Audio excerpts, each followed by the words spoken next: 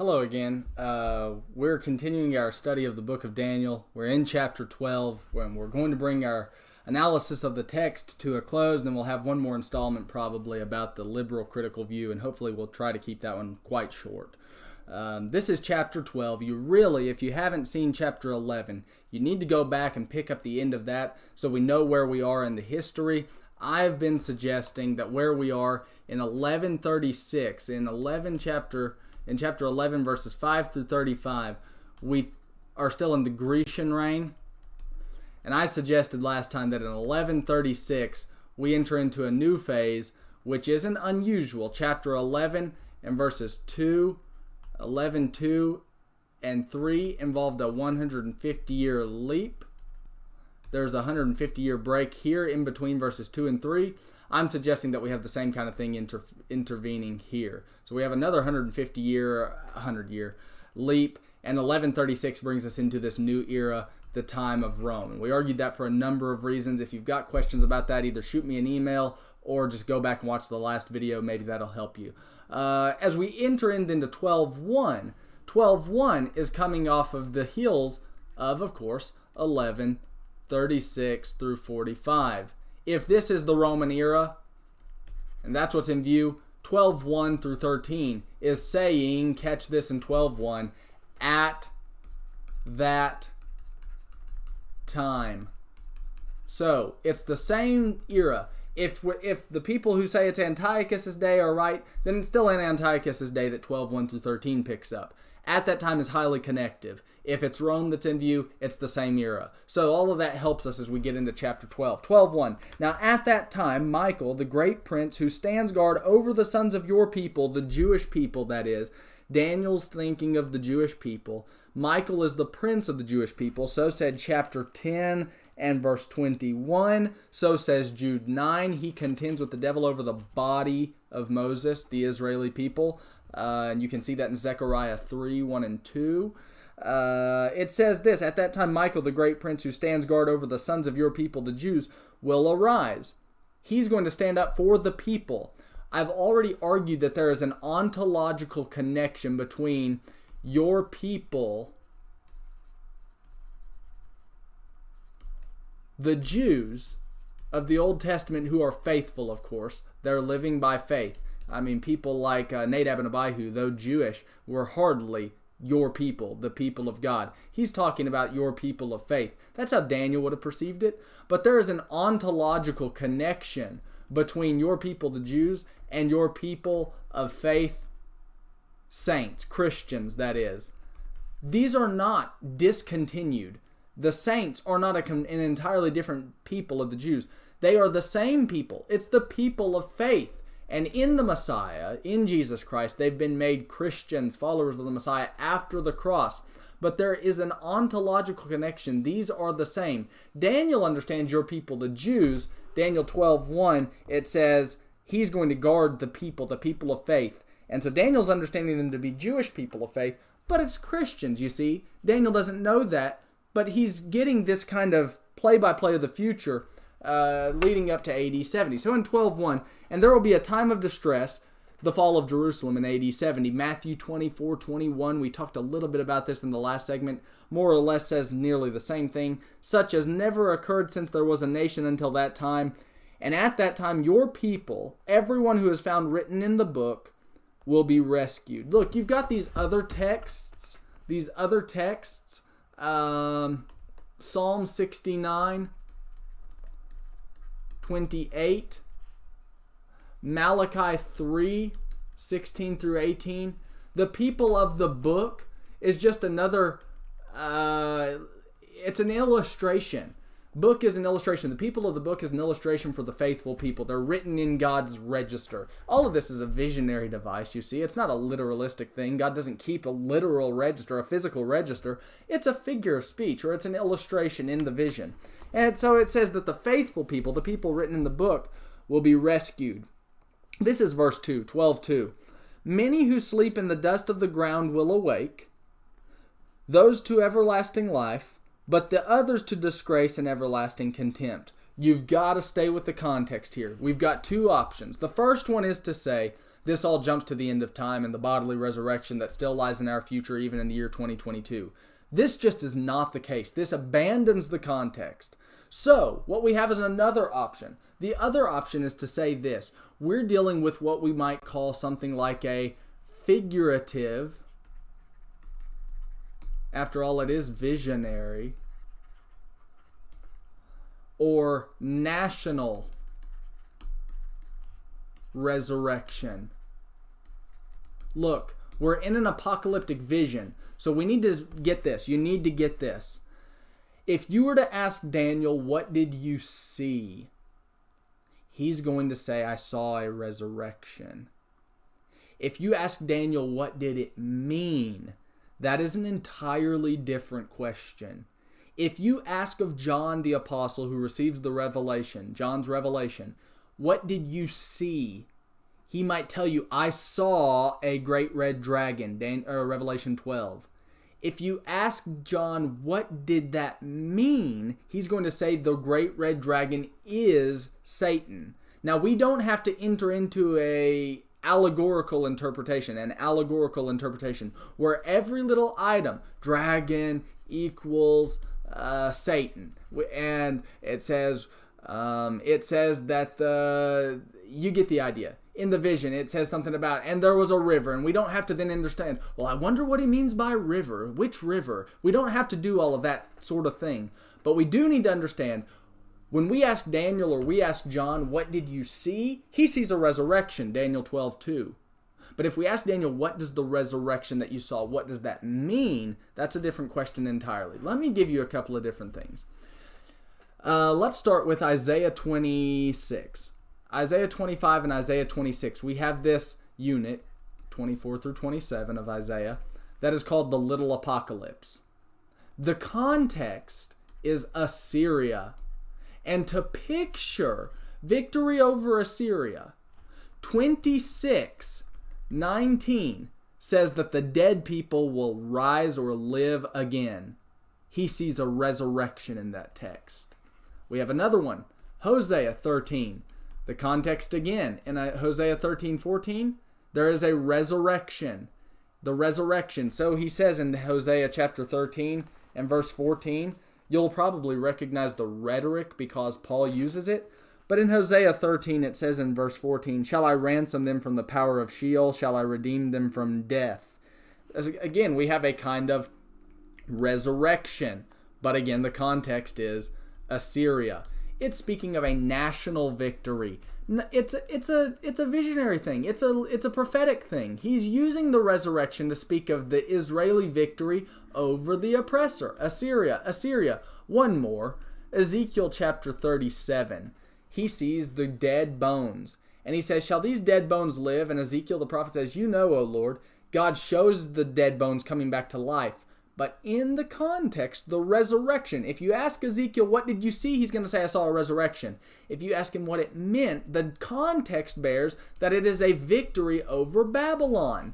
So how is Daniel in Daniel 12:2 speaking of a resurrection? I think he's speaking of a resurrection of a national significance. A national or a resurrection of a cause, as more than one individual has worded it. He's speaking about a national resurrection. It's a visionary device, and he's speaking of God's people as having some kind of victory. It's a cause. It's God's cause that is being resurrected in the vision. So if you ask Daniel, what did you see? He's going to say resurrection. If you say, what did it mean? He's going to say, in the context, it's talking about this kind of event, not at the end of time. It's in, I think, the AD 70 affair, something like the AD 70 affair. How could there be a resurrection in the AD 70 affair? Well, I think it seems at least plausible that at the fall of the temple, you would have had a major decision made about the Christ. Was he right or was he wrong? Was he the Christ or was he not? And I think in AD 70, you've got one group of people, the bad, who are going to reject the Christ still, even at the fall of the temple. And they will, what does it say in 12:2? They'll be resurrected to everlasting shame and contempt. On the other hand, you've got the good, and these are the people, so says Daniel 12:2, who will awake to everlasting life. I think it's talking in a spiritual way. He sees a resurrection. If you ask Daniel, what did you see? He's going to say, I saw a resurrection. If you ask him what it meant, it's talking about the people with the insight, those who are wise, those who understand, and they're living by faith. Does Daniel get all of this? Hardly. But Matthew 24 is going to help clear it up, and the context certainly helps. So in 12:2, you've got this picture of a resurrection. It seems in the context to fit best AD 70. Now this is tough stuff, but take a look at Daniel 12:3. Those who have insight, there's that same phrase from 11:33 and 11:35 again, and Matthew added it parenthetically into Matthew 24:15. So you've got the same kind of attention drawn to it. Matthew 24 and verse 15. It's calling our attention back to Daniel and the context like 11:33 and 35, which are about Antiochus, but we've concluded stand as a type for the coming desolation in the Roman era. And then you've got also Daniel chapter 12 and verse 3, where it's going to be the people who have understanding or have insight.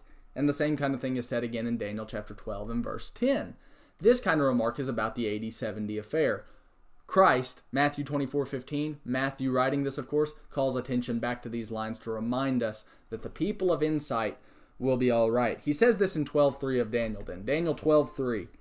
Those who have insight will shine brightly like the brightness of the expanse of heaven, and those who lead the many to righteousness like the stars forever and ever. Let me suggest this. If we're right to see this as a national resurrection, and I think we are, of course, in Daniel chapter 12, verse 3, the event that we've got in view is AD 70. He says in verse 3, Daniel 12:3, about the AD 70 affair, he says, those who have insight will shine brightly. The people of insight will shine brightly like the brightness of the expanse of heaven, like the stars forever and ever. What it says basically is the resurrected bodies in the vision have glory. There is glory attached to the resurrected bodies. This is all in the vision. It stands for what's happening in this time. I think that this is all equivalent also to Matthew 13:43. There you've got a parallel of the parable of the tares.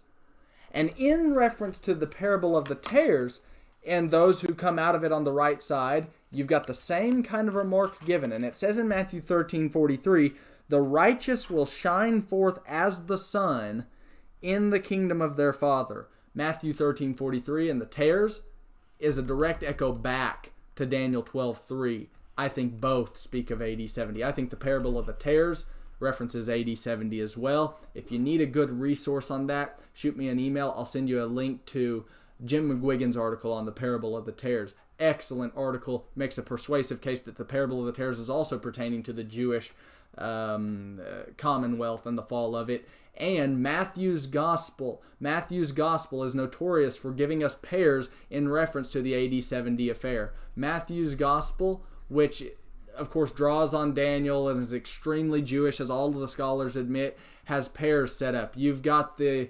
wheat and the tares. I think that's AD 70. You've got the sheep and the goats. In the context, could be AD 70, looks like to me. Matthew 25. You've got another one. What is it?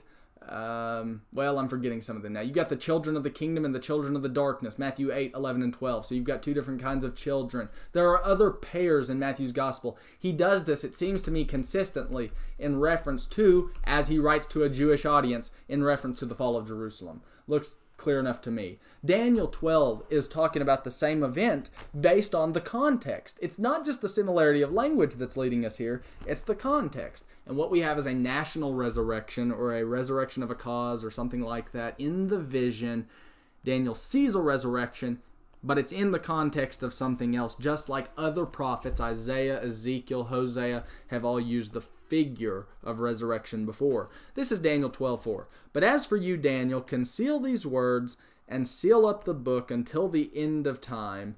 Talking about in reference to the context of the vision, probably the AD 70 affair. Many will go back and forth, and knowledge will increase. Okay, this is 12:5. Then I, Daniel, looked, and behold, Daniel 12:5. Two others were standing, one on this bank of the river, and the other on that bank of the river. And one said to the man dressed in linen, who was above the waters of the river, how long will it be until the end of these wonders? So catch this. The explicit question is, how long? How long until this vision receives fulfillment? And the answer given is that the terminus of the vision, 12:7, is when what happens? 12:7 says, I heard the man dressed in linen who was above the waters of the river as he raised his right hand and his left toward heaven and swore by him who lives forever that it would be for a time, times, and half a times, dividing of a times. Or time, I suppose. And it says, and as soon as they finished shattering the power of the holy people, at the shattering of the power of the holy people, at the shattering of the power of the holy people, that's when the terminus of the vision is. That's what he says, 12:7. All these events will be completed. Here you have the complete destruction of the people. In Daniel 9:27, 26 and 27 rather, you've got the shattering of the city and the sanctuary. So I think this, you've got three things, the city, the sanctuary, and the holy people. It's the Jewish commonwealth, you see. Daniel 10:14 said it pertained to the latter end of the Jewish people. Daniel 10 and verse 14 said it would end at the time of the holy people. The latter days of the holy people. All of this seems very clear in the context to say AD 70 is the terminus. It's the only event that fits. If Daniel's a true prophet of God, it's the only event that fits. So in 12:7, you've got this said, the time, times, and half a times. Now, I don't remember if I said a whole lot about this in 7:25 or not, but in 7:25, you've got the same kind of phrase, and it's used about a different event. It's talking about Domitian's persecution here in this context. Always context has to direct how we interpret. Context is the determinant. But in Daniel 7:25, the phrase time, times, and half a times, check this out, is equivalent to a number of things. 42 months, it's equivalent to 1260 days. Here's the point. It's also equivalent to 3.5 years, as the book of Revelation paints it. All these phrases are equivalent. This is the equivalent of a broken 7. In other words, it's half of a 7. What do you think that means? Here's something that's complete. Here is something that is incomplete. This speaks of a time of persecution or trial or tribulation. This speaks of a time of peace. So you've got in 12:7, it's going to be, he says, the terminus of the vision is going to be in this big time of distress or crisis. AD 70 fits the bill. When the city, sanctuary, and the people are all destroyed. Speaking in reference to Daniel's people, the Jews, this looks bleak. So in Daniel 12:7, it seems to make the terminus of the vision very clear, and once again we've got evidence supporting that it's Daniel 9:24 through 27, which must terminate in AD 70. It's the only event that destroys the city and sanctuary. Antiochus never did it. You've got more evidence here where 10 through 12 is just another vision that could be laid right on top of 9:24 through 27, but it is the expanded view. Here we have 9:24 through 27, and it is the abbreviated form. Here in 10 through 12, we have an expanded oracle. And the 62 weeks are not passed over in silence. And as you can see, even in chapter 12, we have much more data than just 9:24 through 27. Yeah, this is difficult, and yeah, there are certain scholars who disagree with it, but the context is leading us this way. This is 12 and verse 8. So he says, as for me, I heard, but I could not understand. So I said, my Lord, what will be the outcome of these events? And the response in 12:9 is, Daniel, go your way. These words are concealed and sealed up until the end time of the vision. We talked about that in chapter 8 and in also chapter 11. The end time is in reference specifically to the vision. The context is AD 70. This is verse 10. Many will be purged, purified, and refined, but the wicked will act wickedly, and none of the wicked will understand, but those who have insight will understand. That's the same kind of remark you have in Matthew 24:15. Matthew 24:15, let the reader understand. That's Matthew 24:15. It's an explicit echo back, it looks like to me, to Daniel's text in chapter 11:33, 11:35, 12 verse 3. Here we have it in 12 verse 10. It's the same kind of remark. It's an explicit echo back to Daniel 12:10. Jesus is calling attention through Matthew's writing yet again to the Daniel text. The question is whether or not Daniel's speaking only typically here about Antiochus, or specifically about Matthew 24:15. I think it's a specific reference to the exact same event. It's AD 70. The context, again, is leading us this way. So then you have this in 12:10. Those who have insight will understand. And the whole context, the whole tenor of that verse, it looks like to me that 12:10 sets us up with this theme, endure. And what did Jesus say in Matthew 24:15? He who endures to the end will be saved, speaking in reference to the AD 70 event. So, in 12:10, the whole thrust is endure. And then we get this numerical remark in 12:11 and 12. And that is, we have in 12:11, the abomination of desolation is going to last 1,290 days. The blessed person will last it out 1,335 days. What is meant by these terms? Terms that we've not seen anything by yet. Look, I think this 12:10 sets us up for what is meant by the figures here. And I'm kind of taking a guess at this, but it seems like it's a really good guess. I think 12:10 sets up the meaning for the numbers. He's saying something like this. The persecution, once it starts, the abomination of desolation, is going to last for a total of 1,290 days. Why does he say 1,290 days? It's worse than the usual. The usual would be to say 1,260 days. Why do we have an increased 30? I can't quite say with any real certainty, but I wonder if there's an extra 30 days tacked on here to the end to demonstrate the intensity of the persecution. After all, 12:1 said that this time of distress would be such as never occurred since there was a nation till that time, which is a proverbial remark, I admit, but it's still showing that this is a really big crisis.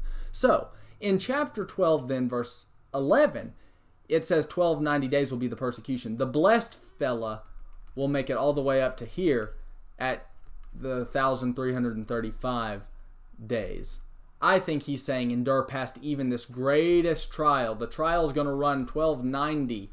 And I think he's saying last it out even beyond that, 45 more days just in the vision. And he's saying you've certainly endured. So, we have this reference again in 12:11 to the abomination of desolation. We've already seen this phrase used in 8:13 and then again in 11:31. In both of these contexts, the contexts speak of Antiochus. In 9:27, you have it used in reference to the AD 70 affair. Here in the context, we have again a reference to the AD 70 affair. I think that the smaller, though not insignificant, but smaller, desolation wrought by Antiochus typifies, it's a type of what will come later in AD 70. Did Antiochus destroy the city? No. The sanctuary? No. The people, the entire Jewish commonwealth? No. But it stood as a type for AD 70. And Jesus knew it, and the people of his day knew their history. And so when Jesus in Matthew 24 uses the phrase, you'll see the abomination of desolation, they knew what was only temporarily and minorly wrought in Antiochus is going to come in fullness, and Jesus said it was coming in his generation. That's what 12:11 and 12 is talking about. The blessed fellow will be the one who keeps waiting and attains to the 1,335 days. So, I think this is tough, but at the same time, the context helps us. This is chapter 12 and verse 13. As for you, Daniel, go your way to the end, then you'll enter into rest and rise again for your allotted portion at the end of the age. In other words, Daniel and his prophecies will be vindicated in due time. Let's spend just a moment then talking about Matthew 24 and the linkage that is created back to Daniel chapter 12. Look. You've got a number of things that connect the Olivet Discourse. Matthew 24, that is, or the parallels in Luke 21 or Mark 13, and Daniel's text. How do these connect? Well, let me give you about 5 reasons. The first one is you've got this phrase, have insight, or understand, or be wise. And you've got this used in Daniel 11, 33, 35, 12:3, and then also 12:10. You've got the same kind of remark used in Matthew 24:15. Have insight, or let the reader understand. It's the same kind of remark you see. The second thing is this. You've also got this time of distress. And you've got this, and it's the word in the Greek, the LXX, thlipsis, same word used in Matthew 24:21 and Mark 13:19. And so Daniel 12:1 talks about this time of distress, which would be so great. It's a proverbial remark, I admit, but you've got it again in Matthew chapter 24, verse 21, and also Mark 13:19. Then you've got a third element, and that is the incomparable tribulation. More or less the same point. I'll just put that like that. Mark 13:19 kind of, we'll put it on its own other line here, I guess. And then you've got a fourth thing, and that is the endurance. In Daniel chapter 12, this is the point we were just making. In Daniel 12 and verse 10, he's telling them endure. 12:12, how blessed is he who keeps waiting and attains to the 1335 days. That's 12:12. You've got the same kind of remark in Matthew chapter 24 and verse 13. Endure to the end. And it's used in Mark 13:13 also. And then the last one is a very explicit reference, the abomination of desolation. And this is used in Daniel 4 times, and it's used in the New Testament, Matthew 24:15 and Mark 13:14. It makes it clear to me that Christ is at least drawing on Daniel in a very explicit kind of way. A number of ways. And I didn't even point out the connection because it's not the Olivet Discourse, but Matthew 13 and the parable of the tares seems to echo back into Daniel chapter 12, verse 3. If that's a connection as well, you've got another reference to AD 70, and I think that that's highly plausible. So you've got the Olivet Discourse connecting to Daniel. It looks like to me Antiochus's minor thing stands as a type for what would come in fullness in the Romans. It seems clear to me that that's the way the New Testament is using the Old Testament here, and the context of Daniel in 9 and 12 supports that AD 70 would be the terminus of those visions, and the book of Daniel has consistently taken us from Babylon to Rome. Now let's summarize this then as to why I think Daniel, and I've made these arguments, so some of this will be summary, but let me give you 4 reasons why I think Daniel 10 through 12 terminates in AD 70. Number 1, 9:24 through 27 involves the complete destruction of city and sanctuary. 10 through 12 recapitulates that, expands it, extends it, and it ends with the terminus of the people. I've made that argument a number of times. I think that's fitting.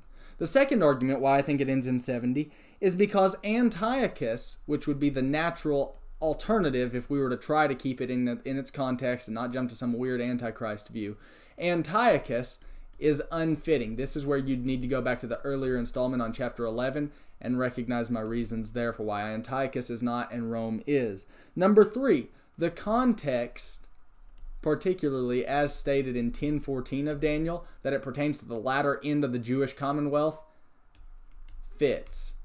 And then number 4, Jesus' Olivet Discourse, as we just pointed out, connects. The Olivet Discourse connects to Daniel chapters 10 through 12 and also 9:24 through 27, and it does that in 3 ways. First of all, let me give you 3 subpoints, A, B, and C, under the Olivet Discourse and the connection.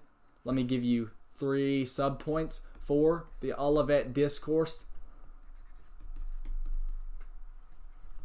4A is this: Jesus uses Daniel. So you've got Jesus' explicit use of Daniel's text to fit it to AD 70. Second, in Jesus' own discourse, where he uses Daniel, he uses the phrase, "in this generation." And that is Matthew 23:36, Matthew 24:34. And then third, AD 70 is fitting to this discourse. It's the only thing that fits in this generation, allows the temple to be destroyed. These connections, it seemed to me, are too clear to be missed. It's difficult literature, but hopefully it helps us make sense of what's going on in Daniel 12. And why does he get these visions? It bridges the entire time from the Jewish time in Babylon. It passes over all that silence and brings us to the Messiah.